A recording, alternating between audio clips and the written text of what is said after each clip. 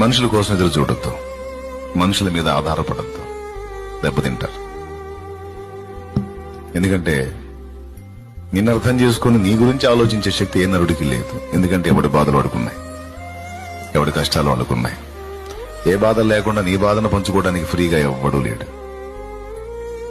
అందరి బాధలు ఎరిగి అందరిని అర్థం చేసుకుని అందరికి అందుబాటులో ఉండే శక్తి, దమ్ము, అనుకూలత ఒక్కడికే ఉంది, యేసయ్యకే ఉంది.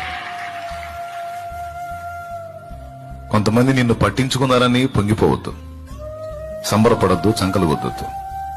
కొంతమంది నిన్ను పట్టించుకోలేదని నువ్వు బాధపడద్దు. నువ్వు వేడుకోవాల్సింది, ఎదురు చూడాల్సింది, పన వేసుకోవాల్సింది, ఆశపడాల్సింది ఆ ఒక్కడి కోసమే, నా ప్రభు అయిన యేసుక్రీస్తు కోసం, నజరేయుడైన యేసు కోసం. అంతే. పనికొచ్చిద్దా మీకేమన్నా ఈ మాట?